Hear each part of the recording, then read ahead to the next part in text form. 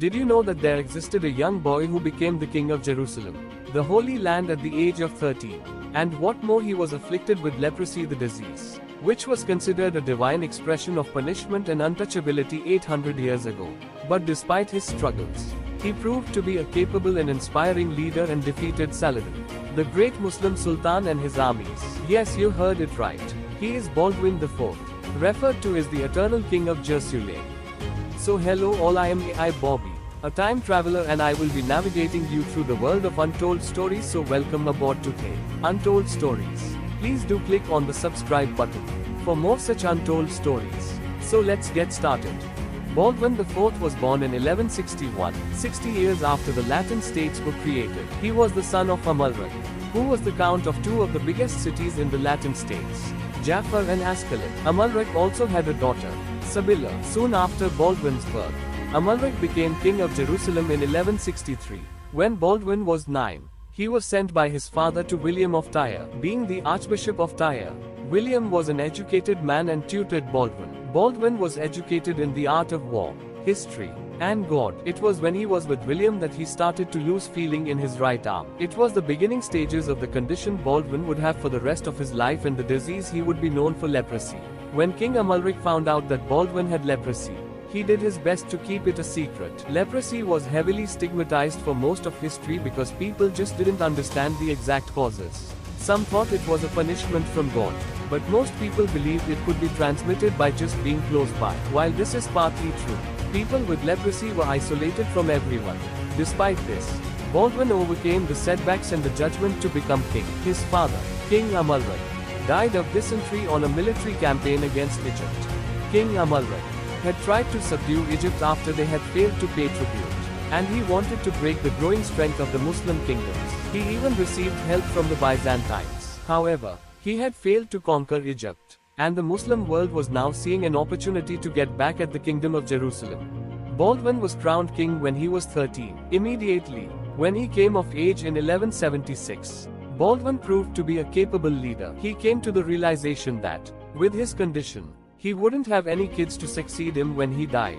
So, he arranged a marriage for his sister Sibylla to a member of a prominent Italian family, William of Montferrat. Unfortunately, Sibylla became a widow soon after their marriage. However, she was pregnant with his child and later gave birth to a son. During this time, Saladin, the Sultan of Egypt, was busy uniting the Muslim world through invasion and diplomacy. He wanted to unite all Muslim lands. So, he claimed himself the leader of a jihad, declaring a holy war to be fought to defend Islam and drive the Christians out of the Holy Land. So in 1177, a year after Baldwin became king, Saladin attacked the major city of Ascalon. Baldwin rushed to protect the city but became trapped within it. However, he managed to break out. While believed to still be trapped in the city, he attacked Saladin's army, defeating them at Montgizard. Despite being only 16 and his health deteriorating, he led his army bravely from the front, inspiring many of the men who fought with him, all while riding his horse and wielding his sword with only one hand. Thanks to his determination, he was eventually able to secure a 2-year peace with Saladin in 1180. During this peace, Baldwin's health continued to deteriorate. Knowing his death was imminent, he arranged for his sister Sibylla to marry the creatively named Guy the Lucinian. Soon after the 2-year peace ended, Saladin captured the city of Aleppo in 1183. The capture of Aleppo secured the encirclement of the Kingdom of Jerusalem. His dream of uniting the Muslim territories of the Middle East was slowly becoming a reality. When Saladin eventually invaded the Kingdom of Jerusalem again, Baldwin's leprosy had weakened him greatly. Although he had to be carried in a litter, he still did all he could to defend his kingdom. But his leprosy was getting worse, so he made Guy, his sister's husband, regent. Baldwin appointed regents occasionally when his health dipped. This time, however, when he appointed Guy, he proved to be an ineffective ruler and didn't listen to Baldwin. In response to Guy and his own impending death, Baldwin crowned Sibylla's son Baldwin V king, and appointed Raymond III as his regent. Raymond had also been Baldwin's regent when he ascended to the throne. Baldwin also tried to limit Guy's power through the church. However, Baldwin IV died in 1185 at the age of 24. His nephew Baldwin V became king at the age of 8. Raymond III as regent was able to secure a 4-year peace with Saladin, but Baldwin V died a year after he became king. Sibylla then became queen and divorced Guy, to choose a more competent noble but married than him again. So Guy, the man Baldwin IV tried to stop from gaining power in his latter years, became king of Jerusalem. Saladin saw his opportunity to finally complete his unification of the Muslim world. He invaded the kingdom of Jerusalem again, but Baldwin wasn't there to stop him. Saladin was a competent commander in his own right. So when Guy attempted to stop Saladin, he defeated Guy and his army at the Battle of Hattin. Guy was captured, but was freed after ceding the city of Assalam to Saladin, the city that Baldwin had skillfully defended years before.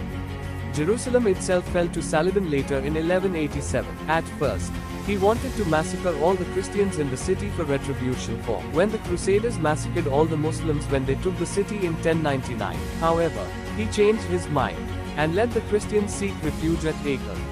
However, the rest of the Christian world saw the capture of Jerusalem, and the Pope called for another crusade to liberate it. The Third Crusade saw Saladin go up against three prominent European kings, Frederick I Barbarossa, the German king and Holy Roman Emperor, King Philip II of France, and Richard, the Lionheart, of England. So let's come to the legacy of Baldwin, the eternal king of Jerusalem, and how over time he created a cult figure of his own in history of resilience and bravery even at the worst moments of life.